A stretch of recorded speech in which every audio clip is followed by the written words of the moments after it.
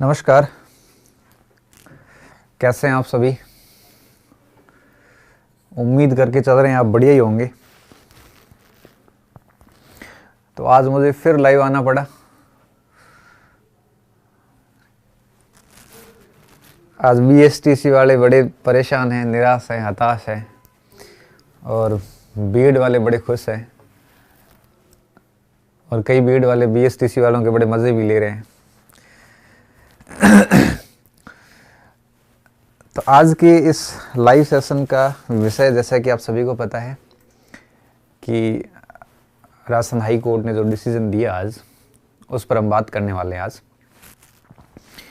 सबसे पहली बात कि डिसीजन क्या था, उसके बाद बीएड वालों को मेरी नसीहतें, फिर बीएसटी वालों को मेरी नसीहतें, और उसके बाद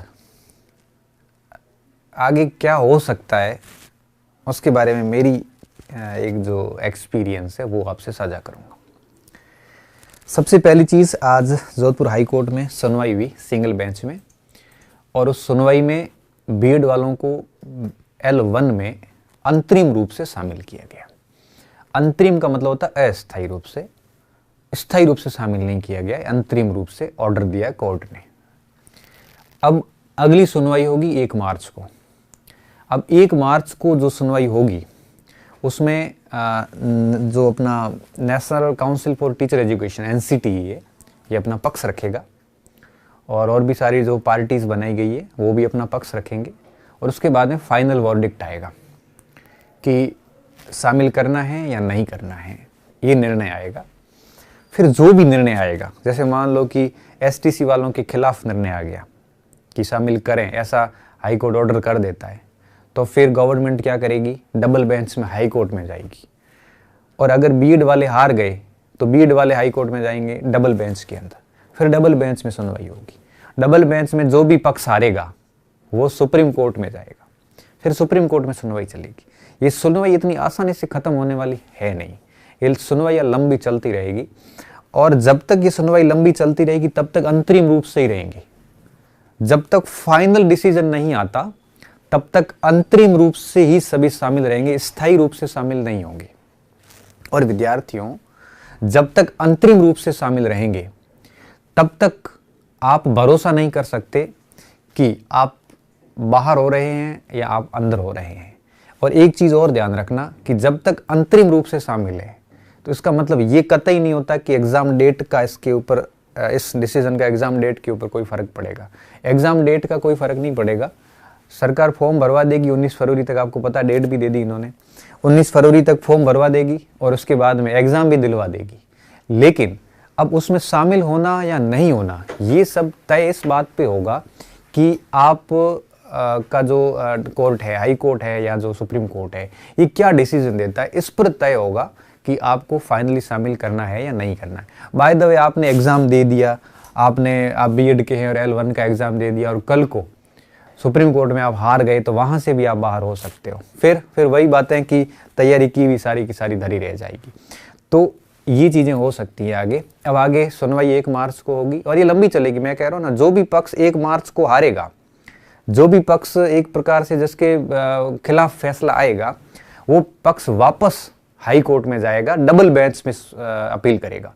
डबल बेंच में जो भी पक्ष हारेगा वो सुप्रीम कोर्ट में जाएगा। तो मैं कह रहा हूँ ना, ये सुनवाई आगे आपके 6, 7, 8 महीने, 1 साल तक ऐसे चलती रहेगी, लेकिन परीक्षा हो जाएगी तब तक, और उसके बाद में जो फाइनल डिसीजन आएगा वो सारी की सारी चीज़ें रहने वाली है। ये तो हो गई बात, आगे क्या हो सकता है। अब बात करता हूँ STC वालों से। मैं BSTC वाले जो बच्चे हैं उनको इस चीज़ को लेके तनाव में नहीं रहना। मैं आपको एक बहुत ही एक्सपीरियंस के आधार पे बात कर रहा हूँ। आप असफल इसलिए नहीं होंगे कि L2 वालों को शामिल किया, आप असफल इसलिए होंगे कि आप इस जितनी भी कथा चल रही है, ये जितनी भी कमेंट्री चल रही है कोर्ट की, STC शामिल वाली ये कहानी, इस कहानी में आप जो है वो फंसे रहोगे और उसके कारण आप पढ़ नहीं पाओगे। आपका ध्यान स्थिर नहीं है, आपकी एकाग्रता भंग हो चुकी है। मैं कई बच्चों को देख रहा हूँ, इतने परेशान त्रस्त बच्चे दिख रहे हैं, तो आप फिर पढ़ाई कैसे करोगे।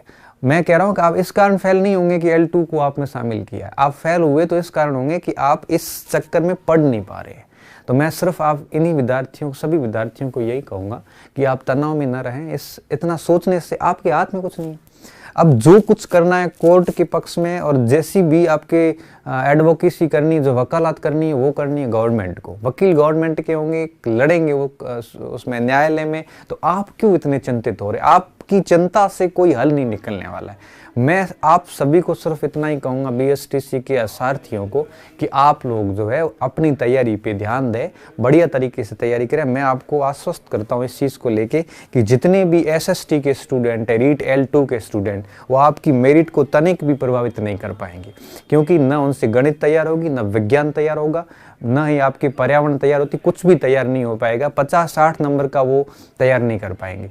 L2 SST के जो स्टूडेंट है, ये सारे स्टूडेंट अपनी सामाजिक में इतने फंसे पड़े, उनसे सामाजिक तैयार नहीं हो रही है, वो आपके L1 का क्या पोर्शन तैयार करेंगे? आप यूं ही डर रहे हैं। मैं आपको आज भी कह रहा हूँ कि बच्चों से नहीं हो पाएगा, L2 वालों से। वो भी इतने कोई बहुत जीनियस बच्चे नहीं है कि L2 का भी कर लेंगे, L1 का भी कर लेंगे। खुद का L2 का नहीं हो पा रहा, L1 का क्या हो रहा है? मैं बैच पढ़ा रहा हूँ, मेरे पास बच्चे पढ़, मैं देखता हूँ सभी को, तो आपको उनको लेके चिंता नहीं करनी है। हाँ, L2 साइंस के जो स्टूडेंट है वो जरूर प्रभावित कर सकते हैं, क्योंकि उनकी गणित भी अच्छा होता है, विज्ञान भी अच्छा होता है, तो उनकी न तो तादाद इतनी ज़्यादा है, और पहली चीज़ भी ये है। दूसरा, वो सभी अपने अपने विषयों में L2 में लगे हुए हैं। दूसरा क्या होता है ना, कि संशय बना हुआ है कि शामिल फाइनली करेंगे कि भी नहीं करेंगे।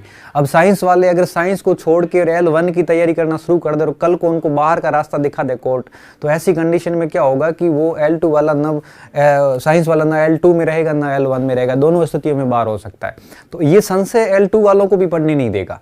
जिस तरह से आप परेशान हैं, उसी तरह से कहीं न कहीं L2 वाले भी एक छुपे हुए तनाव में है कि अगर फॉर्म डाल दें, तैयारी कर लें और कल को अगर बाहर कर दिया, तो इस कंडीशन में क्या होगा कि हम दोनों स्तरों से बाहर हो जाएंगे।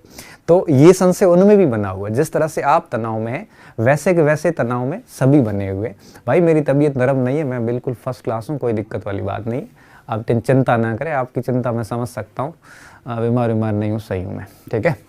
हाँ, तो बात कर रहा था मैं एसटीसी वालों से। तो कहने का मतलब ये है कि इस तनाव में वो भी पढ़ नहीं पाएंगे, तो आपको इस चीज़ की चिंता करने की बिल्कुल आवश्यकता नहीं है।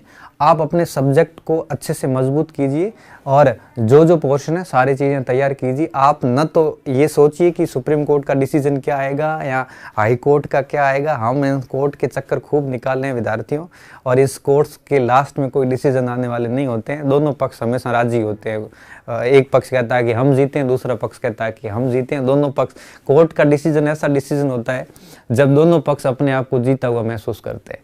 तो आपको चिंता करने की बात नहीं है। ना L2 वाले पढ़ पाएंगे, साइंस वाले पढ़ पाएंगे, ना ही आपके सामाजिक वाले पढ़ पाएंगे। दोनों इस संशय में है कि हमें शामिल करेंगे कि नहीं करेंगे। अंतिम रूप से क्या बाहर का रास्ता दिखा दिया तो हम दोनों लेवल से रह जाएंगे, इस कारण वो नहीं पढ़ पाएंगे, मुझे पता है। और L1 वाले आप फेल इस कारण नहीं होंगे कि L2 वाले शामिल हो रहे, आप फेल इस कारण होंगे कि आप फालतू के इस चक्कर में फंस गए तो आप पढ़ नहीं पाओगे, और इस कारण वो फ़ायदा ले सकते हैं। इसलिए मैं आप सभी विद्यार्थियों को यही कहूँगा कि आप उस कमेंट्री से, इस पूरी कथा से दूर होके, मेरा तो यही सुझाव है कि फ़ोन ही बंद बाड़ो, उसको बंद करो और इसको साइड में रख के अपना काम करो। इस टेलीग्राम पे पता नहीं कितनी कितनी न्यूज़ आती है, पूरा दिन वो कमेंट्री पढ़ते रहते हैं, पूरा दिन कमेंट्री पढ़ते, फिर पढ़ते कब वो आप? फिर लास्ट में कहोगे कि हम फेल हो गए। आपकी मेरिट जो 107-8 नंबर रही थी, उसे 5 नंबर ज़्यादा कर लो, 112-15 के, उससे ज़्यादा मेरिट नहीं रहनी, भले L2 को शामिल कर ले। मैं आज ही आपको कह रहा हूँ, मेरी बात लिख लेना कॉपी के ऊपर, और जिस दिन रिजल्ट आएगा मैं उस दिन आपको कहूँगा वापस कि सर सही कह रहे थे। तो जब मेरिट आपकी 108 से 110, 12-13 तक होने वाली है, तो फिर आप डरने की आपको कहाँ ज़रूरत है। आप ये मत कहिए कि L2 के कारण हम फेल हो रहे हैं, आप ये कहिए कि हमारी औकात नहीं है 112-15 नंबर लाने की। अगर आपकी औकात है 112-15 नंबर लाने की, तो आपको ना L2 से डरने की ज़रूरत है, ना सामाजिक वालों से डरने की ज़रूरत है, ना साइंस वालों से डरने की ज़रूरत है। आप सिर्फ और सिर्फ अपना ध्यान उसमें पढ़ाई में लगाइए, और आप अपना टारगेट 112-15 से ऊपर करने का प्रयास कीजिए। भले कोई शामिल हो जाए, कोई फ़र्क नहीं पड़ेगा इसमें। मैं आपको इतना आश्वस्त कर सकता हूँ, उससे मुझे पता नहीं है, इससे ज़्यादा मुझे नहीं पता। क्योंकि मैं जब से ये डिसीजन आया उसके बाद मेरे पास कोई 50-100 मैसेज आए होंगे कि अब क्या होगा हमारा, अब हम बर्बाद हो जाएंगे। हम क्या बर्बाद हो जाएंगे? मुझे सिर्फ इतना बताइए कि कहाँ फ़र्क पड़ रहा है। ठीक है, 2, 4, 5 नंबर से ज़्यादा मेरिट का फ़र्क नहीं पड़ेगा। मैं ये बात बोल रहा हूँ फरवरी में, और जब रिजल्ट आएंगे इसके रीट के, तब आप उसी समय देख लेना कि आप जो सोच रहे वैसा कुछ नहीं होगा। मैं आज ही आपको कह रहा हूँ, जो पिछली कट ऑफ थी 107-8 की कट ऑफ थी मेरे, जहाँ तक मुझे जानकारी है, वेटिंग के बाद और भी नीचे आ गई थी। इस कट ऑफ से 5 या 7 नंबर कट ऑफ ऊपर जाएगी। 115 मैं आपको बता रहा हूँ, ये सीमा है आपकी। पेपर हुआ ही नहीं उससे पहले मैं बता रहा हूँ, सरल आया तो 2-3 नंबर ज़्यादा, इससे ज़्यादा कुछ नहीं। तो अगर आप फेल हो रहे हैं ना, तो आप उनको दोष ना दें, L2 वालों को। आप फेल हो रहे हैं तो आप खुद को दोष दें कि आपकी खुद की औकात नहीं 115 नंबर क्रॉस करने की। अगर आप ये कर लेते हो तो अपॉइंटमेंट लेटर मेरे से ले जाना, इतना अगर कर सकते हो तो। अन्यथा आप फालतू लोगों को दोष दे रहे हो, इस चक्कर में ना खुद पढ़ पा रहे हो। वैसे L2 वाले वैसे L1 की तैयारी कर नहीं रहे, मुझे पता है, क्योंकि वो तो अपने काम से ही व्यस्त है, उनको सामाजिक से टाइम नहीं मिल रहा, साइंस वालों को साइंस से टाइम नहीं मिल रहा। हाँ, अगर अंतिम डिसीजन होता तो कुछ बच्चे जरूर डाइवर्ट होते, अंतिम डिसीजन होता तो कुछ बच्चे जरूर डाइवर्ट होते। ये अंतिम नहीं, अंतरिम डिसीजन है, और सभी को पता है कि भारतीय न्यायपालिका कभी भी उसको नल एंड वॉइड कर सकती है, पुराने को। कई बार हाई कोर्ट का डबल बेंच, सिंगल बेंच के ऐसे डिसीजन को खारिज कर देती है। ऐसा हो जाता है तो फिर वो सीधे बाहर हो जाते हैं, इसलिए इस डर में L2 वाले तैयारी नहीं कर पाएंगे।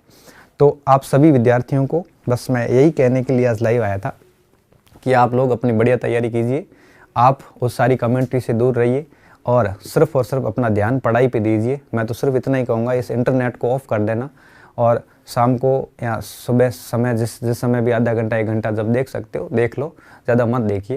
ये जितने भी फालतू कमेंट्री आती है, आज ये हो गया, आज वो हो गया, कई तो ऐसी भाषा तगड़ी आती है कि भीड़ वाले क्या कर लेंगे।